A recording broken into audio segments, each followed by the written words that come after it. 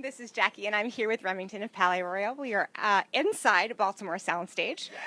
The last time I talked to the band, I think, was Warped Tour maybe a year or two ago. Yes.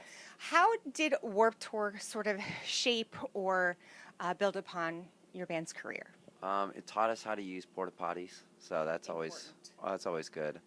It really gave us a chance, meet all the kids afterwards, and but as far as the platform goes, it really gave us like our really first chance, to showcase our music in front of so many people, and I think that's a reason why we have, all the fans that we do today is a big reasons to Warped Tour. So we'll always be, forever grateful for that. So I have to ask, how deadly is the coffee in Massachusetts? But more importantly, Pretty deadly. it's pretty deadly? It's pretty deadly there, apparently. But more importantly, is Sebastian's dog okay? Sebastian's dog is fine. Sebastian is not fine, but it's been that way for years. Yesterday, it just didn't help. Yesterday, not so much. Not so good. All right. So last year, you released Boom Boom Room Side 2. How does it differ, or how is it an evolution from Side 1? Side A, that was the first one we released. We never really toured before that. Yeah, we never went on our first tour. And then Side B, we had, years of experience under our belt. We've had so many life experiences, and we kind of put more of that into our music, more honesty and kind of what was going on in our, day-to-day lives. And, so Side B is a little bit more honest. It's a little bit more like professional, a little more involved, but those two chapters have come to an end at this point in our career, and this is we're saying goodbye to those two albums on this tour, the funeral tour, and we're excited to show you the new step.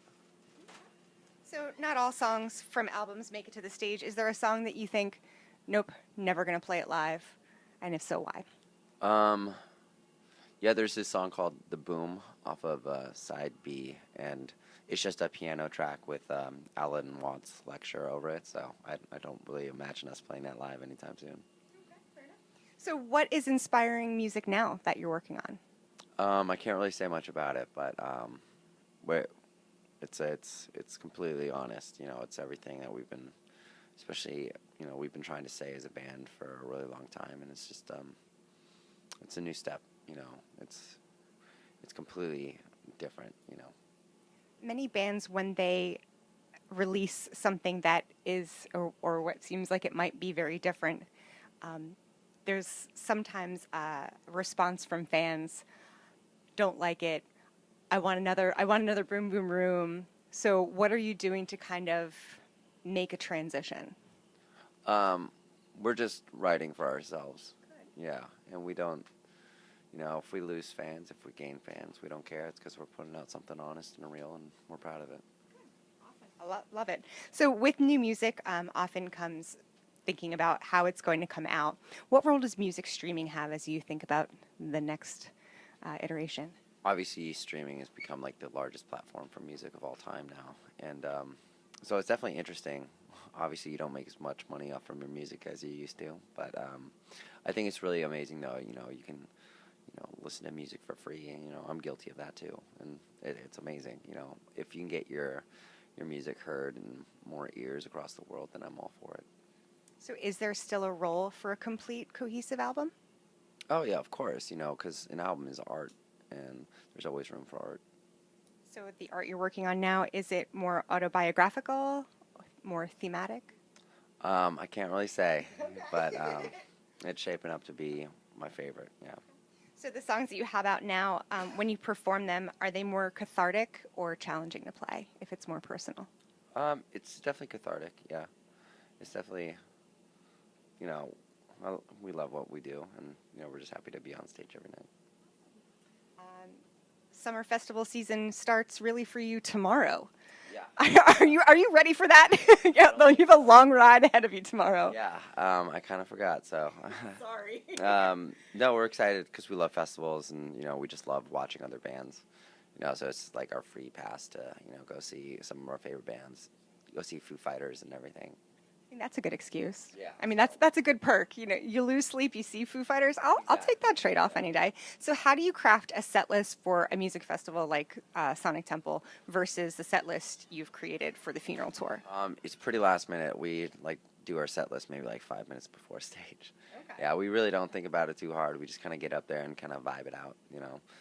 'Cause, we're never one that just kind of like, you know, has a planned thing, because we're very unexpected. Yeah. Speaking of unexpected, I was unexpectedly surprised in a good way when I saw the cosmetics that you have available on your website. Yeah. When did that come about? Because I know that it hasn't been recent.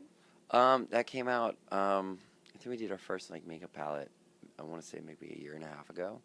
And it was funny, the sole reason that kind of happened was because I never found the makeup that I wanted in a palette. I searched forever and I could never find anything. So we literally just was like, oh, I kind of just want to make a palette for us so we like have it on tour.